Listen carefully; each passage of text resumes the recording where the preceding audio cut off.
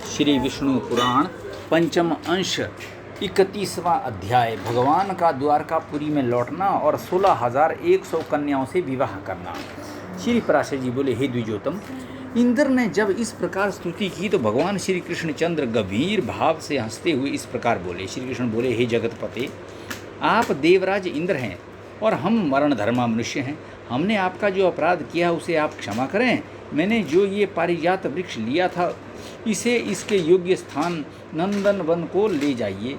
हे शक्र, मैंने तो इसे सत्यभामा के कहने से ही लिया था, और आपने जो वज्र फेंका था उसे भी ले लीजिए, क्योंकि हे शक्र, ये शत्रुओं को नष्ट करने वाला शस्त्र आप ही का है। इंद्र बोले, हे ईश, मैं मनुष्य हूँ, ऐसा कहकर मुझे क्यों मोहित करते हैं? हे भगवान, मैं तो आपके इस सगुण स्वरूप को ही जानता हूँ, हम आपके सूक्ष्म स्वरूप को जानने वाले नहीं हैं। हे नाथ, आप जो हैं वही हैं। हम तो इतना ही जानते हैं कि हे दैत्यदलन, आप लोक रक्षा में तत्पर हैं और इस संसार के कांटों को निकाल रहे हैं। हे कृष्ण, इस परिजात वृक्ष को आप द्वारकापुरी ले जाइए। जिस समय आप मर्त्यलोक छोड़ देंगे उस समय वह भूलोक पर में नहीं रहेगा। हे देव, हे जगन्नाथ, हे कृष्ण, हे विष्णु, हे महाबाहु, हे शंख चक्र गदा पाणे, मेरी इस धृष्टा को क्षमा कीजिए। श्री पराशर जी बोले, तदंतर श्री हरि देवराज से तुम्हारी जैसी इच्छा है वैसा ही सही, ऐसा कहकर सिद्ध गंधर्व और देवऋषि गण से स्तुत हो भूलोक में चले आए। हे द्विज, द्वारकापुरी के ऊपर पहुंचकर श्री कृष्णचंद्र ने अपने आने की सूचना देते हुए शंख बजाकर द्वारकावासियों को आनंदित किया। तदंतर सत्यभामा के सहित गरुड़ से उतरकर उस परिजात महावृक्ष को सत्यभामा के गृहोद्यान में लगा दिया, जिसके पास आकर सब मनुष्यों को अपने पूर्व जन्म का स्मरण हो आता है, और जिसके पुष्पों से निकली हुई गंध से 3 योजन तक पृथ्वी सुगंधित रहती है। यादवों ने उस वृक्ष के पास जाकर अपना मुख देखा तो उन्हें अपना शरीर अमानुष दिखलाई दिया। तदंतर महामती श्री कृष्णचंद्र ने नरकासुर के सेवकों द्वारा लाए हुए हाथी, घोड़े आदि धन को अपने बंधु बांधवों में बांट दिया और नरकासुर की वर्ण की हुई कन्याओं को स्वयं ले लिया। शुभ समय प्राप्त होने पर श्री जनार्दन ने उन समस्त कन्याओं के साथ जिन्हें नरकासुर बलात् हर लाया था विवाह किया। हे महामुने, श्री गोविंद ने एक ही समय पृथक पृथक भवनों में उन सब के साथ विधिवत धर्म पूर्वक पाणी ग्रहण किया। वे 16,100 स्त्रियां थीं। उन सब के साथ पाणी ग्रहण करते समय श्री मधुसूदन ने इतने ही रूप बना लिए। हे मैत्रेय, परंतु उस समय प्रत्येक कन्या भगवान ने मेरा ही पाणी ग्रहण किया है, इस प्रकार उन्हें एक ही समझ रही थी। हे विप्र, जगत सृष्टा विश्व रूपधारी श्री हरि रात्रि के समय उन सभी के घरों में रहते थे। इति श्री विष्णु पुराणे पंचमे अंशे 31 अध्याय 32वां अध्याय उषा चरित्र। श्री पराशर जी बोले, रुक्मिणी के गर्भ से उत्पन्न हुए भगवान के प्रद्युम्न आदि पुत्रों का वर्णन हम पहले ही कर चुके हैं। सत्यभामा ने भानु और भौमेरिका आदि को जन्म दिया। हरि के रोहिणी के गर्भ से दीप्तिमान और ताम्रपक्ष आदि तथा जामवती से बलशाली सांब आदि पुत्र हुए। नागनजिति सत्या से महाबली भद्रविंद आदि और शैब्या मित्रविंदा से संग्रामजित आदि उत्पन्न हुए। माद्री से वृक्क आदि, लक्ष्मणा से गात्रवान आदि तथा कालिंदी से श्रुत आदि पुत्रों का जन्म हुआ। इसी प्रकार भगवान की अन्य स्त्रियों से भी 8 अयुत 88,800 पुत्र हुए। 88,800 पुत्र हुए और रानियों से।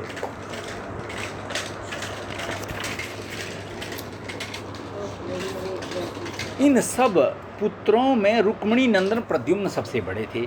प्रद्युम्न ने अनिरुद्ध का जन्म हुआ और अनिरुद्ध से वज्र उत्पन्न हुआ। हे द्विजोतम, महाबली अनिरुद्ध युद्ध में किसी से रोके नहीं जा सकते थे। उन्होंने बलि की पौत्री एक बाणासुर की पुत्री उषा से विवाह किया था।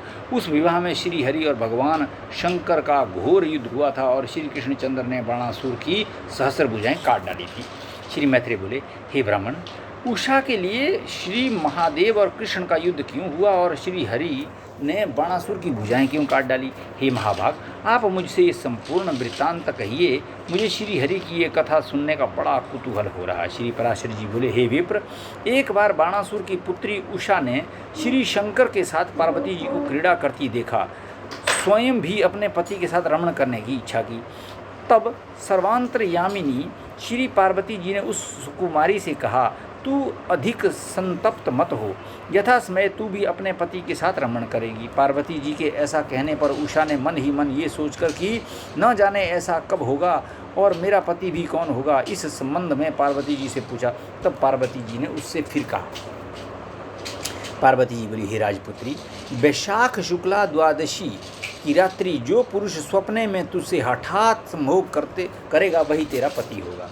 श्री पराशर जी बोले, तदंतर उसी तिथि को उषा की स्वप्नावस्था में किसी पुरुष ने उससे जैसा श्री पार्वती ने कहा था उसी प्रकार संभोग किया और उसका भी उसमें अनुराग हो गया। हे मैत्रेय, तब उसके बाद स्वप्न से जागने पर जब उसने उस पुरुष को न देखा तो वह उसे देखने के लिए अत्यंत उत्सुक होकर अपनी सखी की ओर लक्ष्य करके निर्लज्जतापूर्वक कहने लगी, हे नाथ, आप कहाँ चले गए हैं?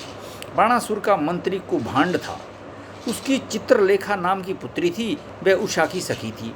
उषा का ये प्रलाप सुनकर उसने पूछा, ये तुम किसके विषय में कह रही हो? किंतु जब लज्जावश उषा ने उसे कुछ भी ना बतलाया, तब चित्रलेखा ने सब बात गुप्त रखने का विश्वास दिलाकर उषा से सब वृत्तांत कहला दिया।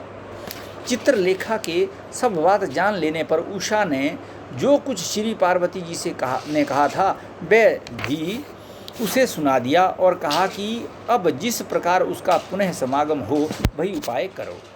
चित्रलेखा ने कहा, हे प्रिय, तुमने जिस पुरुष को देखा उसे तो जानना भी बहुत कठिन है, फिर उसे बतलाना या पाना कैसे हो सकता है? तथापि मैं तुम्हारा कुछ न कुछ उपकार तो करूँगी ही। तुम 7 या 8 दिन तक मेरी प्रतीक्षा करना। ऐसा कहकर वे अपने घर के भीतर गई और उस पुरुष को ढूंढने का उपाय करने लगी। श्री पराशर जी बोले, तदंतर 7-8 दिन पश्चात लौटकर चित्रलेखा ने चित्रपट पर मुख्य देवता, दैत्य, गंधर्व और मनुष्यों के चित्र लिखकर उषा को दिखलाए।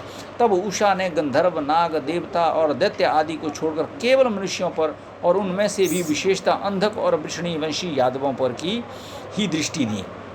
हे द्विज, राम और कृष्ण के चित्र देखकर वह सुंदर भ्रिकुटी वाली लज्जा से जड़वत हो गई तथा प्रद्युम्न को देखकर उसने लज्जावश अपनी दृष्टि हटा ली। तत्पश्चात प्रद्युम्न तनय प्रियतम अनिरुद्ध जी को देखते ही उस अत्यंत विलासिनी की लज्जा मानो कहीं चली गई। वह बोल उठी, वह यही है। उसके इस प्रकार कहने पर योगगामिनी चित्रलेखा ने उस बाणासुर की कन्या से कहा। चित्रलेखा बोली, देवी ने प्रसन्न होकर ये कृष्ण का पौत्र ही तेरा पति निश्चय किया है। इसका नाम अनिरुद्ध है और ये अपनी सुंदरता के लिए प्रसिद्ध है। यदि तुझको ये पति मिल गया तब तो तूने मानो सभी कुछ पा लिया, किंतु कृष्णचंद्र द्वारा सुरक्षित द्वारकापुरी में पहले प्रवेश ही करना कठिन है।